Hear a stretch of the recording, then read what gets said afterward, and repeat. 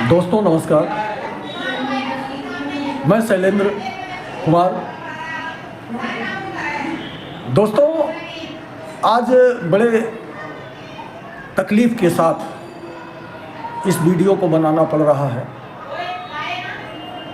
आज आत्मा में बहुत कष्ट है। हमारे देश में नेताओं और बड़े बड़े अधिकारियों की आत्मा लगता है मर चुकी है। इन लोगों को अब किसी की मौत की भी जिम्मेदारी लेने का कोई एहसास नहीं रह गया है और इन लोगों को जिम्मेदारी लेने के लिए कोई ऐसी संस्था भी तैयार नहीं है जिसकी जिम्मेदारी हो कि इन लोगों से इनके काम को समझाकर इनसे जिम्मेदारी लेने का प्रयास करें। दोस्तों आज सुबह सूचना मिली कि नई दिल्ली रेलवे स्टेशन पर भगदड़ मची। भगदड़ की वजह से कई गरीबों की जान गई। किसी ने अपना बच्चा खोया, किसी ने अपनी बीवी खोई, किसी ने माँ खोया, किसी ने बहन खोया, किसी ने बाप खोया। खोने का दर्द दोस्तों उसी के होता है जिसके परिवार होता है।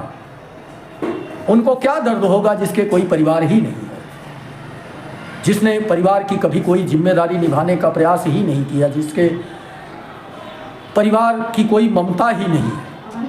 वह लोग क्या जानेंगे कि परिवार का दर्द होता क्या है।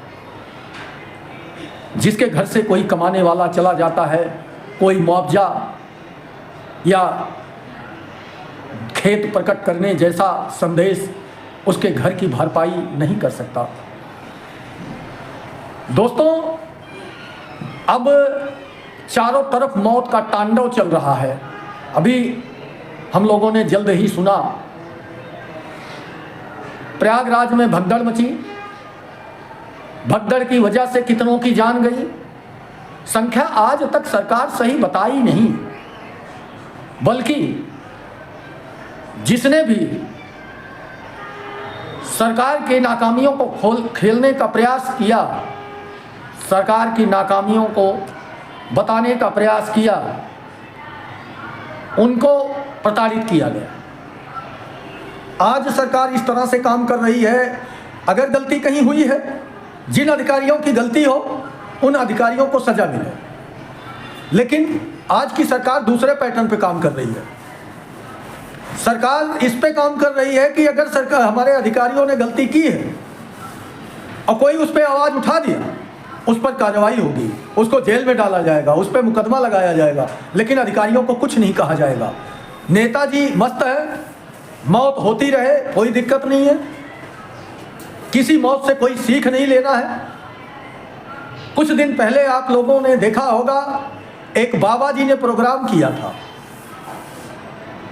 उस प्रोग्राम में 120 लोगों की भगदड़ की वजह से मौत हुई थी, तब भी कोई संज्ञान नहीं लिया गया। उसके बाद प्रयागराज में हुआ। प्रयागराज में कितने लोगों की मौत हुई, कितने बिछड़े गायब हो गए, कितने लोगों की गाड़ियां वहां खड़ी हैं, आज तक उनका कोई पता नहीं है। सरकार की कोई जिम्मेदारी है नहीं। सरकार खाली प्रचार में मस्त है कि हम तो बहुत अच्छी तरह से कुंभ का आयोजन कर रहे हैं। एक तरफ प्रयागराज में लाश पड़ी थी, दूसरी तरफ हेलीकॉप्टर से फूल बरसाए जा रहे थे। ये हमारा हिंदू धर्म तो नहीं है। हिंदू धर्म तो नहीं कहता कि जिसके घर में लाश पड़ी हो वो फूल की बारिश करे, वो खुशियां मनाए। ये कौन सा धर्म है? आज वही फिर वृतांत दोहराया गया। दिल्ली में गाड़ी आने वाली थी 3 नंबर प्लेटफार्म पे। कई न्यूज चैनल बता रहे हैं, एकाएक गाड़ी का अनाउंस किया जाता है कि गाड़ी 14-15 पर आएगी। जनता में भगदड़ मची, कई लोगों की जानें गई। क्या किसी गरीब, किसी इस देश के मजलूम के द्वारा गलती से भी कोई गलती हो गई और उसके द्वारा किसी की जान चली गई तो उस पर गैर इरादतन हत्या का मुकदमा दर्ज होता है इसी संविधान में, इसी देश में। लेकिन कुंभ से लेकर बाबा की भगदड़ से लेकर दिल्ली तक एक भी मुकदमा, एक भी कार्रवाई किसी अधिकारी पर, किसी नेता पर आज तक हुई, जबकि इन्हीं गरीबों के पैसे से, इन्हीं गरीबों के द्वारा दिए गए टैक्स के पैसे से सरकार मजे ले रही है, अधिकारी मजे ले रहे हैं, तनख्वाह ले रहे हैं, अधिकारी और नेताओं के बच्चे पल रहे हैं।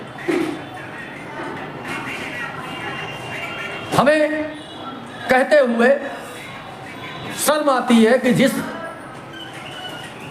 गरीब के टैक्स द्वारा दिए गए पैसे से आप लोग तनख्वाह लेते हो, पेंशन लेते हो, अपने बच्चों को विदेश में पढ़ाते हो, महंगे महंगे कपड़े लत्ते खरीदते हो, वही गरीब जब मरता है तो क्या आप लोगों को तकलीफ नहीं होती?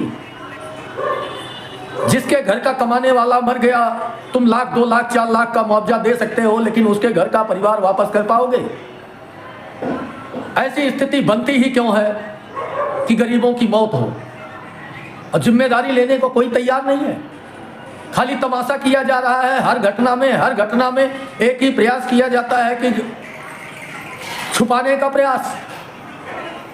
प्रयागराज में भी छुपाने का प्रयास हुआ, बाबा की भगदड़ में भी छुपाने का प्रयास हुआ। फिर जब दिल्ली में भगदड़ में मौत होती है तो मीडिया कर्मियों की एंट्री बंद कर दी जाती है, लोगों का प्लेटफॉर्म की तरफ जाना बंद कर दिया जाता है, केवल निकालने के लिए एक गेट खोला जाता है। जितनी प्रशासन छुपाने में लगाया गया, अगर इसका आधा भी प्रशासन पहले लगा दिया जाता तो शायद ऐसी घटना ना होती। प्रशासन को क्या पता नहीं था, सीसीटीवी नहीं थी, पुलिस व्यवस्था स्टेशन पर नहीं थी कि जिसकी वजह से जानकारी नहीं मिल पाई कि इतनी भीड़ जुट रही है स्टेशन पर। उसके बाद प्रशासनिक व्यवस्थाएं क्यों नहीं बढ़ाई गई? लोगों की जान गई तो जिम्मेदार कौन है? मंत्री जी, आपको तो शर्म आएगी नहीं? इतनी घटनाएं हो रही हैं, इतने लोग मर रहे हैं, ट्रेनों की भिड़ंत होती है, लेकिन आपको कोई फर्क नहीं पड़ता। आप कैसे रेल मंत्री हो? आप में मानवीयता खत्म हो चुकी है क्या? क्या हम लोग ये मान लें कि आप लोगों में मानवीयता के नाम पर कुछ बचा नहीं है? केवल आप लोगों को कुर्सी से प्रेम है। भारत की जनता मरती है तो मरे, गरीब मरता है तो मरे।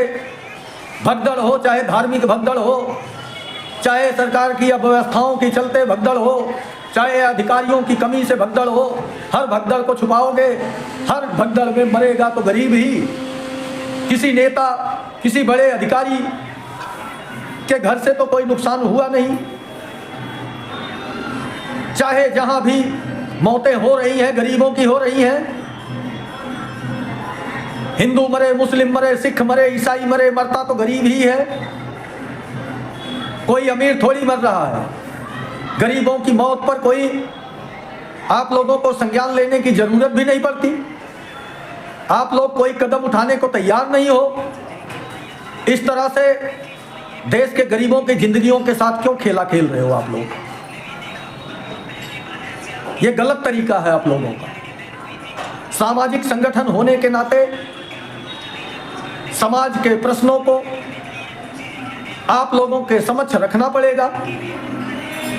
यह हमारा नैतिक धर्म और संविधान हमको पावर भी देता है कि हम आप लोगों से सवाल पूछ सकें। हम इस देश के नागरिक हैं, लोकतंत्र है इस देश में। हमारे वोट के द्वारा दिए आप लोग चुने जाते हो। आप लोग राजा नहीं हो, आप लोगों को जनता चुनकर भेजती है अपने प्रतिनिधि के रूप में। अपनी बात रखने के लिए संसद भवन में और विधानसभाओं में अपने काम करने के लिए, अपनी बात रखने के लिए आप लोगों को भेजती है। उसके एवज में आप लोगों को तनख्वाह मिलती है, पेंशन मिलती है, खाना रहना फ्री मिलता है, बिजली फ्री मिलती है। वो अलग बात है कि जनता के हित की बात ना करके आप लोग अपनी हित और अपने फायदे के लिए काम करना शुरू कर देते हैं कुर्सी पर संविधान की शपथ लेकर जब बैठते हैं। आप लोगों को शर्म आनी चाहिए और अपने जिम्मेदारी का एहसास होना चाहिए। ये आप लोगों का नैतिक धर्म नहीं है। आप लोगों को यह भी बताना चाहेंगे, गरीब भाइयों से अपील करना चाहेंगे, अपना हित अपने जीवन का हित समझ करके ही कोई कदम उठाएं। सरकार जब आंखें बंद कर लेती है गरीबों की तरफ से, तो गरीबों को खुद जाग करके सचेत होकर कोई काम करना चाहिए। आप लोग भीड़ बन चुके हो, भीड़ मत बनिए, जागरूक नागरिक बनिए। इन नेताओं के तमाशों में मत आइए। अपने परिवार खो जाते हैं, हमारे तो परिवार का दर्द होता है। किसी के घर से कमाने वाला चला जाता है, उसका बहुत तकलीफ होता है उस परिवार को। नमस्कार दोस्तों, आगे बहुत कुछ कहने की स्थिति नहीं है, तकलीफ का विषय है। नमस्कार।